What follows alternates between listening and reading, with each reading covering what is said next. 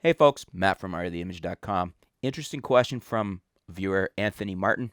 Thanks, Anthony. Anthony's one of our longtime viewers here on the Art of the Image, and always can count on him for some great feedback and interesting questions, and get some thought going. Anthony's asking, in 35 millimeter terms, is the Panasonic 42.5 millimeter f1.7 that I just bought for my G7, is this an 85 millimeter f3.4 lens?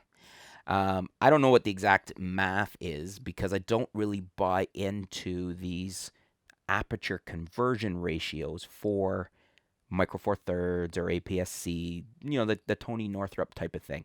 To me, it's an f1.7 lens in terms of light gathering abilities, and that's really, for me, all that matters. I think there is an argument to be made, obviously, that in comparison of depth of field, because Micro Four Thirds is a 2 times conversion crop. APS-C is a 1.5 or 1.6 if you're Canon. You can factor all that in for your depth of field, but I think everybody in general knows that your depth of field isn't going to be quite as shallow as you go from full frame to APS-C to Micro Four Thirds, and then as you get smaller, like the 1 inch and smaller, it gets even more. It's very hard to get shallower there.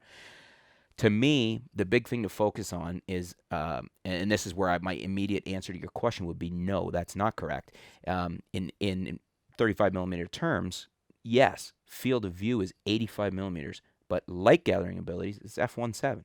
And that, what I mean by that is your exposure for that lens on the camera is going to be based on it being f1.7. So if you're working with let's say a full frame, let's say I've got the Nikon D610 going here, let's say I've got the Canon 5D Mark III, and I've got an 85 millimeter on there, f1.8, which would be very comparison in field of view and light gathering abilities and whatnot if you're moving from Micro Four Thirds to one of those cameras. And then my exposure is f1.8, 1/100th of a second at ISO 400. That's what it's going to be on the Micro Four Thirds system using that 42.5 millimeter f1.7 on my G7, on a GX7, on a GH4, on an Olympus body.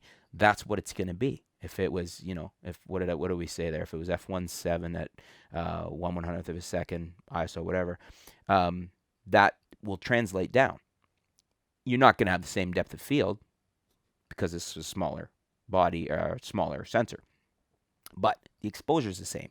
So I kind of think, Anthony, you knew this, and we're promoting a discussion. Good for you.